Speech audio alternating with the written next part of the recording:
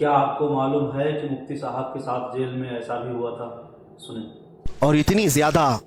اس کو میں بتا نہیں سکتا، جیسے لگا ہو کسی مردے کو کھانے کے لیے کوئی کیڑے لگ گئے ہوں،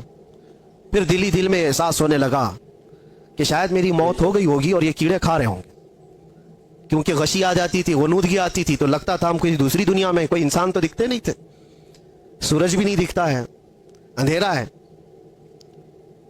3 سے 4 گھنٹے اس طرح سے لیٹے رہے، چونٹیاں ادھر کاٹیں گی ادھر کاٹیں گی، گردن پہ آ گئی، چہرے پہ آ گئی، جسم میں آ گئی۔ ظاہر سی بات ہے لگ تو رہا تھا، افطاری کا وقت قریب تھا۔ اب اس کے آگے کے معاملات جو میرے ساتھ ہوئے وہ میں ایکسپلین نہیں کر سکتا، لیکن اتنا بتانا چاہتا ہوں، طاقت آئی، جس نے بھی اٹھایا مجھے، کون تھا، کس نے اٹھایا، اللہ ہی بہتر جانے۔ جب اٹھ کر کے دیکھا بستر پر ساری چونٹیاں پڑی ہوئی ہیں، چل رہی ہیں، رینگ رہی ہیں جسم پر، اور میرے رب کریم کا احسان ہے سے ان 50 نہیں 1000 چونٹیوں میں سے ایک چونٹی نے بھی کاٹا نہیں تھا۔ وہ اس لیے نہیں کہ میں کوئی پاورفل آدمی یا میں کوئی پرہیزگار، میں کوئی اللہ کا ولی نہیں، میں اس کا کوئی دعویٰ نہیں کرتا، کوئی دعویٰ نہیں کرتا۔ میری طاقت بھی اتنی نہیں تھی کہ چونٹیوں کو نکال کر الگ کیا جائے، لیکن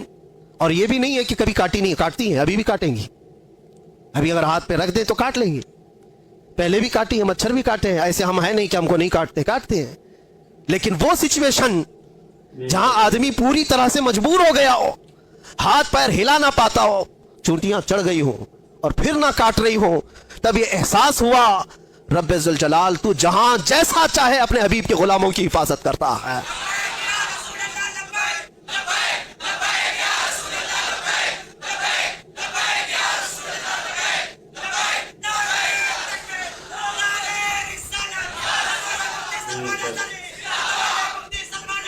آپ کو مجھے وہ حدیث یاد آئی جب صحابہ اکرام رضوان اللہ تعالیٰ علیہ مجمعین کی ایک جماعت کو اللہ کے نبی صلی اللہ تعالیٰ علیہ وسلم نے تبلیغ کے لیے بھیجا تھا۔ 70 صحابہ اکرام میں جب وہ تبلیغ کے لیے گئے تھے، کفار و مشرکین نے دھوکے سے ان سارے صحابہ کو شہید کر ڈالا تھا، سارے صحابہ کو شہید کر دیا تھا، اور 3 بچ گئے تھے۔ 3 میں سے وہ صحابہ کو قید کر لیا تھا، اور قیدی ایسا بنایا تھا کہ 24 گھنٹے ان کی نگرانی پر بیٹھے رہتے تھے، زنجیروں سے باندھ کر کے صحابہ کو۔ اس کے بعد ہوا یہ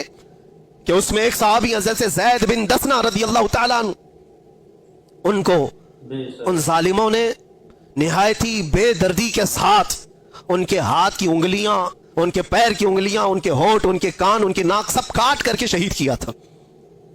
ایک غلام مصطفیٰ کو نہایت ہی دردناک انداز میں شہید کیا، اور اس کے بعد ان کی لاش کو لٹکا کر کے رکھا ایک کھمبے سے، اور پہرا لگا دیا کہ ان کی لاش کو کوئی لے کر کے نہ جا سکے، کوئی لے کر کے نہ جا سکے۔ 2 صحابہ تھے وہاں پر، زید بن دسنہ رضی اللہ تعالیٰ عنہ اور ایک دوسرے صحابی حضرت خباب بن الارت یا خبیب بن عدی رضی اللہ تعالیٰ، 2 میں سے کوئی ایک صحابی ہیں۔ اللہ کے نبی صلی اللہ علیہ وسلم مدینہ طیبہ میں بیٹھے ہیں،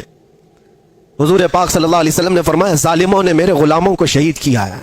ہے میرے غلاموں میں سے کوئی جو بچے ہوئے میرے ان صحابہ کی لاشوں کو لے کر کے آئے میرے پاس۔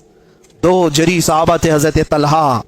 حضرت زبیر رضی اللہ تعالیٰ عنہ، گھوڑا لے کر یہ 2 ہی لوگ نکلے تھے۔ تقریباً 500 کے قریب کفار جس کی پہرہ داری کر رہے ہیں، ان پہروں میں سے وہ صحابہ کی لاش کو لانے کے لیے صرف نبی کے 2 غلام نکلے تھے۔ انہوں نے کہا ہم لے کر کے آئیں گے، اور جب یہ 2 صحابہ نکل کر کے آئے تھے، رات میں بھی اور دن میں بھی پہرے داری میں بیٹھے ہوئے ہیں کفار و مشرکین 2 صحابہ کی لاشوں پر۔ اب سوچیے آپ،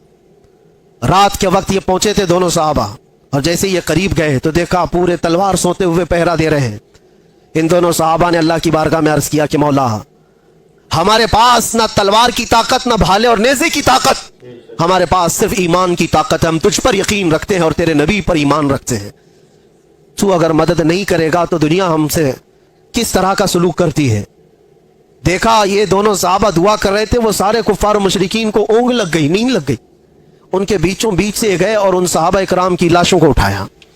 ایک صحابی کی لاش کو اٹھایا اور رکھا اور لے کر نکل پڑے، دوسرے وہاں پر موجود رہ گئے۔ جب تک وہ جاگے تو وہ صحابی رسول جو وہاں رہ گئے تھے تو ظالموں نے یہ سوچا کہ کسی نہ کسی طرح ان کو بھی یہ لے جائیں گے، ان کو کسی طرح سے یہاں کاٹ کاٹ کر کے ٹکڑے ٹکڑے میں بدل دیا جائے۔ تو جیسے ہی اس بری نیت کے ساتھ قریب آئے، شہد کی مکھیوں کا ایک چھتا پورا اس صحابی کے اطراف لگ گیا۔ اتنی خطرناک مکھیاں آ گئیں، وہ صحابی رسول جن کی لاش وہاں پر موجود ہے، پوری مکھیاں، شہد کی مکھیاں، اور کفار اور مشرکین میں سے کوئی قریب جاتا تو اتنا ڈنک مارتی تھی کہ وہ سوج جاتا تھا اور زہر چڑھ جاتا تھا۔ وہ شہد کی مکھیوں سے خوف کھا کر سارے بھاگ گئے۔ اس صحابی رسول کی جسم کو، ان کی لاش کو کوئی ہاتھ نہیں لگا سکا، ہاتھ نہیں لگا سکا۔ یہ واقعہ میرے ذہن میں آنے لگا کہ یہ رب تبارک و تعالیٰ کا دستور ہے، اپنے حبیب کے غلاموں کو کبھی شہد کی مکھیوں سے اور کبھی چونٹیوں سے حفاظت کرتا ہے۔ جب وہ اپنے نبی پاک کی حفاظت غار ثور میں مکڑی کے جالے سے کرتا ہے تو اے غلامان مصطفیٰ، کیا تمہارا ایمان کمزور ہے؟ اگر رب چاہے آج بھی تمہاری حفاظت صرف ہواؤں سے فرمائے گا۔